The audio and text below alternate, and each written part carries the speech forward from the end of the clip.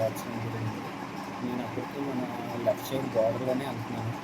బోర్డర్‌లో వెళ్తుంటే ఆడు ఆ సైడ్ నుంచి రైట్ సైడ్ ఆడెళ్తున్నాడు.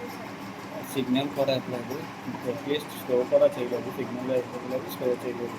నేను కొంచెం ముందుకెళ్తే లెఫ్ట్ సైడ్‌లో ఆడు సడన్‌గా లెఫ్ట్‌కి వెళ్ళాలని లెఫ్ట్‌కి తిప్పేసాడు. నేనైతే లారీకి పడిపోయి దేవుడు అంటే దేవుడు నిజంగా నన్ను చాలా అయితే కాపాడాడు. నాకు నేను 3 మంత్స్ బాగున్నాడు. పడుకున్నప్పుడైతే నాకు బాగా గుర్తొచ్చింది నిజంగా. బాగా గుర్తొచ్చింది. కొంచెం డ్రైవర్‌కి లైసెన్స్ కూడా లేదంటే ఏదో చిన్న డ్రైవర్ గుద్దేసి పారిపోయాడు. వేరే డ్రైవర్ తీసుకొచ్చి ఆ కేసులో పెట్టారు. ఆ కేసు కూడా ఫార్వర్డ్ పాజిటివ్ అని చెప్పి మా వైపు లేదండి కేసు. అది కొంచెం మీరే న్యాయం చేసేలా చూడండి. ఇంకా కెమెరా కూడా కొంచెం మొత్తం పోయిందండి. కెమెరా బ్యాగ్ మొత్తం కిట్ అంతా కెమెరా కిట్ అంతా అందులోనే చెప్పన్నా ఉంది. ఆ లెన్స్ పాడైపోయింది. నా జీవితాధారం మొత్తం కెమెరా అయింది. ఆ కెమెరా లేకపోతే నేను మళ్ళీ కెమెరా కొనాలంటే 6-7 లక్షలు అవుతుందండి.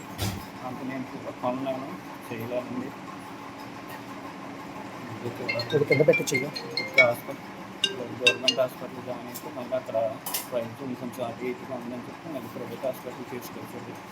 కాలు మొత్తం left side left side left మొత్తం ఫ్రాక్చర్ అయిపోయింది బాగా. ఇన్ఫెక్షన్ అయిందంట. కొంచెం టైం పడుతుంది, బాగా ఎక్కువ టైం పడుతుంది. అది నయం లోపల అంటున్నారు. ఆ కేసు కూడా ఇంకా ఏం తేలలేదండి. మా సైడ్ ఎవరు పెద్దవాళ్ళు ఎవరు లేనందువల్ల ఆ కేసు కొంచెం బాధితులుగా కేసు నమోదు చేశారా? నమోదు చేశారు. అది లారీ పోలవరం ప్రాజెక్ట్ సంబంధించిందంటండి. అందువల్ల అది రాజకీయాల్లోకి వెళ్ళిపోయింది. అది లారీకి సంబంధించిన కూడా అటువైపు నుంచి వస్తాయండి.